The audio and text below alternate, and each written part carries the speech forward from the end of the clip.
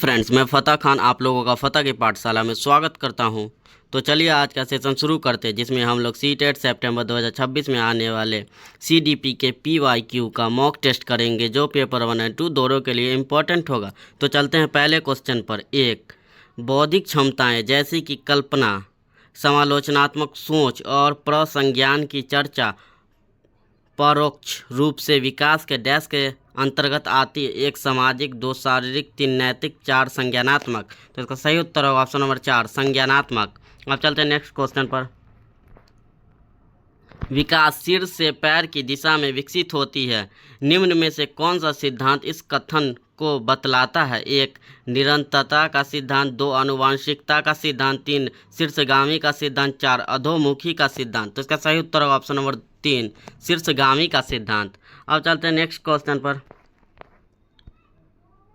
प्रारंभिक वर्षों में निम्न में से कौन सी संस्थाएं बच्चों के समाजीकरण में प्राथमिक संस्थाओं की भूमिका निभाती? एक, स्कूल और मुद्रक संचार, दो, सामाजिक संचार और कानून, तीन, परिवार और पास पड़ोस, चार, पास पड़ोस और सामाजिक नीति। तो इसका सही उत्तर ऑप्शन नंबर 3, परिवार और पास पड़ोस। अब चलते हैं नेक्स्ट क्वेश्चन पर। जीन पियाजे के संज्ञानात्मक विकास के सिद्धांत के अनुसार किस चरण पर ज़्यादातर बच्चे संरक्षण संप्रत्यय से संबंधित कार्य कर लेते हैं? एक, संवेदी गामक, दो, पूर्व संक्रियात्मक, तीन, मूत्र संक्रियात्मक, चार, औपचारिक संक्रियात्मक। तो इसका सही उत्तर होगा ऑप्शन नंबर 3,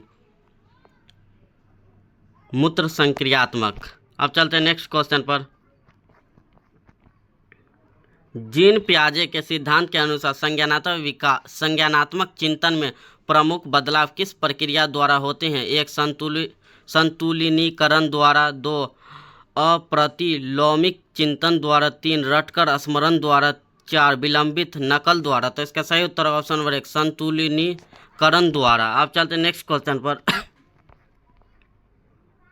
निम्नलिखित में से किसने प्रस्तावित किया कि हमारी विशेष मानसिक संरचनाओं और प्रक्रियाओं को हमारी दूसरों से होने वाली पारस्परिकता में ढूंढा जा सकता है? एक, हावर्ड गार्डनर, दो, लॉरेंस कोहलबर्ग, तीन, जीन पियाजे, चार, लेव वाइगोत्स्की। तो इसका सही उत्तर होगा ऑप्शन नंबर 4, लेव वाइगोत्स्की। अब चलते हैं नेक्स्ट क्वेश्चन पर। लेव वाइगोत्स्की ने निम्न में से किसी अधिगम के सुसाध्य में महत्वपूर्ण माना है? एक, सांस्कृतिक उपकरणों को, दो, सामाजिक अलगाव, तीन, इनाम और दंड, चार, पुनरावृत्ति और अभ्यास। तो इसका सही उत्तर होगा ऑप्शन नंबर 1, सांस्कृतिक उपकरणों को। आप चलते हैं नेक्स्ट क्वेश्चन पर। लॉरेंस कोहलबर्ग के नैतिक विकास सिद्धांत के अनुसार बच्चे किस चरण पर स्वयं एवं दूसरों के कार्यों को आंकते समय जैसे को तैसा तर्क का इस्तेमाल करते हैं? एक, यांत्रिक उद्देश्य अभिनवीकरण, दो, अच्छा लड़का अच्छी लड़की अभिनवीकरण, तीन, सामाजिक व्यवस्था निर्वहन अभिनवीकरण, चार, सामाजिक समझौता अभिनवीकरण। तो इसका सही उत्तर होगा ऑप्शन नंबर 1, यांत्रिक उद्देश्य अभिनवीकरण। अब चलते हैं नेक्स्ट क्वेश्चन पर। एक संरचनावादी कक्षा में विद्यार्थियों को किस लिए प्रेरित किया जाता है? एक, अन्वेषण द्वारा सीखने के लिए, दो, बाहरी पुरस्कार पाने हेतु सीखने के लिए, तीन, निष्क्रिय अनुसरण द्वारा सीखने के लिए, चार, रट कर याद करके सीखने के लिए। तो इसका सही उत्तर होगा ऑप्शन नंबर 1, अन्वेषण द्वारा सीखने के लिए। अब चलते हैं नेक्स्ट क्वेश्चन पर। जीन पियाजे के विचार में बच्चों की निजी बात क्या दर्शाती? एक, उनकी अग्रवर्ती सोच, दो, उनकी अपनी सोच को विनियमित करने की अक्षमता, तीन, उनकी समस्या समाधान युक्तियाँ, चार, उनका प्रसंज्ञानात्मक कौशल। तो इसका सही उत्तर होगा ऑप्शन नंबर 2, उनकी अपनी सोच को विनियमित करने की अक्षमता। अब चलते हैं नेक्स्ट क्वेश्चन पर। समकालीन सिद्धांत बुद्धि को किस प्रकार अवधारित करते हैं?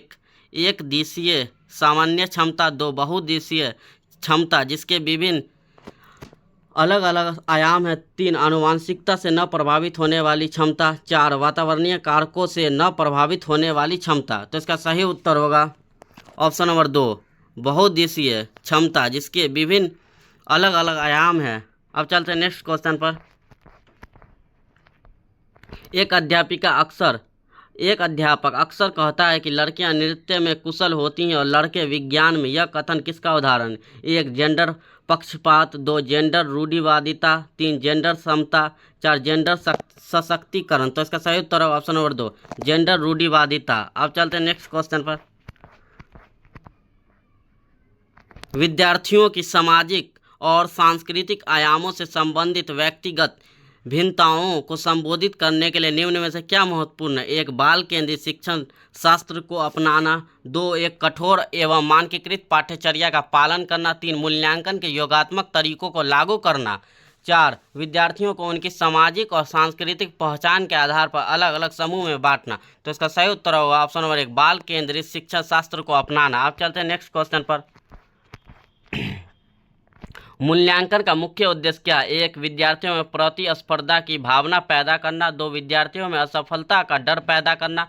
3, विद्यार्थियों को सफल और असफल के रूप में वर्गीकृत करना। 4, अधिगम प्रक्रिया में विद्यार्थियों की प्रगति और चुनौतियों को समझना। तो इसका सही उत्तर ऑप्शन नंबर 4, अधिगम प्रक्रिया में विद्यार्थियों की प्रगति और चुनौतियों को समझना। अब चलते हैं नेक्स्ट क्वेश्चन पर।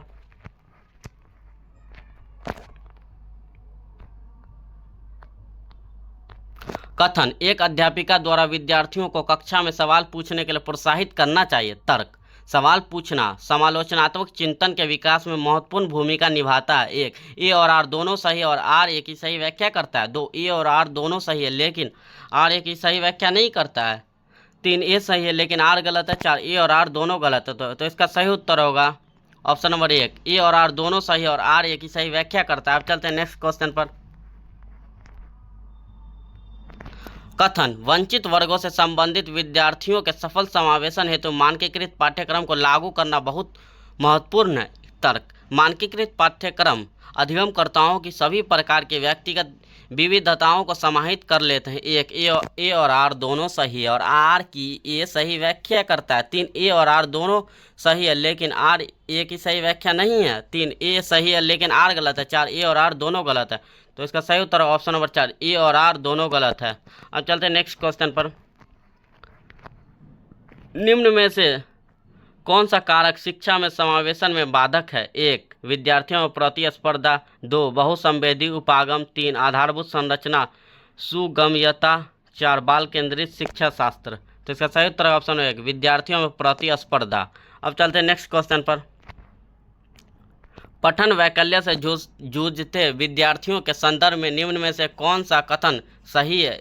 1, उन्हें अक्सर लेख बोध में कठिनाई आती है। 2, वे हमेशा सुस्त होते हैं। 3, वे किसी क्षेत्र में प्रतिभावान या कुशल नहीं हो सकते। 4, उनका बुद्धि स्तर हमेशा सामान्य से ऊपर होता है। तो इसका सही उत्तर है ऑप्शन नंबर 1, उन्हें अक्सर लेख बोध में कठिनाई आती है। अब चलते हैं नेक्स्ट क्वेश्चन पर। आवेगशीलता, ध्यान न दे पाना और अव्यवस्थित रहना निम्न में से किस विकार के सापेक्ष पहचान के लक्षण है? 1, अवधान न्यूनता अतिक्रियाशीलता विकार। 2, सौलीनता। 3, पठन वैकल्य। 4, दृष्टिवादिता। तो इसका सही उत्तर ऑप्शन नंबर 1, अवधान न्यूनता अतिक्रियाशीलता विकार। अब चलते हैं नेक्स्ट क्वेश्चन पर। निम्न में से कौन सा विद्यार्थियों के विशिष्ट अधिगम कठिनाइयों को पहचानने का व्यापक तरीका? 1, मानकीकृत बुद्धि लब्धि IQ परीक्षण। 2, बहु विकल्प वाले सवालों पर आधारित परीक्षण। 3, साल के अंत में परीक्षण। 4, केस स्टडी। तो इसका सही उत्तर होगा ऑप्शन नंबर 4, केस स्टडी। अब चलते हैं नेक्स्ट क्वेश्चन पर। बच्चे किस तरह से प्रभावशाली ढंग से सीखते हैं? 1, विषय वस्तु को रटकर याद करने से। 2, अपने आसपास की वस्तु और व्यक्तियों से पारस्परिकता द्वारा। 3, दंड के भय से। 4, अध्यापिका को निष्क्रिय रूप से सुनकर। तो इसका सही उत्तर होगा ऑप्शन नंबर 2, अपने आसपास की वस्तुओं और व्यक्तियों से पारस्परिकता द्वारा। अब चलते हैं नेक्स्ट क्वेश्चन पर। निम्न में से कौन सा विद्यार्थियों का अधिगम में लगाव को बढ़ाता है? 1, विद्यार्थियों द्वारा स्वनियमन। 2, विद्यार्थियों का योग्यता के प्रति सतत या स्थिर दृष्टिकोण बनाना। 3, अध्यापक की विद्यार्थियों के प्रति निम्न अपेक्षाएं होना। 4, उनके संदर्भ से वियोजित विषय वस्तु प्रस्तुत करना। तो इसका सही उत्तर होगा ऑप्शन नंबर 1, विद्यार्थियों द्वारा स्वनियमन। अब चलते हैं नेक्स्ट क्वेश्चन पर। निम्न में से कौन सा उपागम विद्यार्थियों के स्वयं पहल करने और अध्यापिका के संतुलित सुसाध्य पर बल देता है? 1, व्यवहारवाद। 2, अनुकरण अधिगम। 3, प्रतिपादक शिक्षण। 4, सामाजिक संरचनावाद। तो इसका सही उत्तर ऑप्शन नंबर 4, सामाजिक संरचनावाद। अब चलते हैं नेक्स्ट क्वेश्चन पर।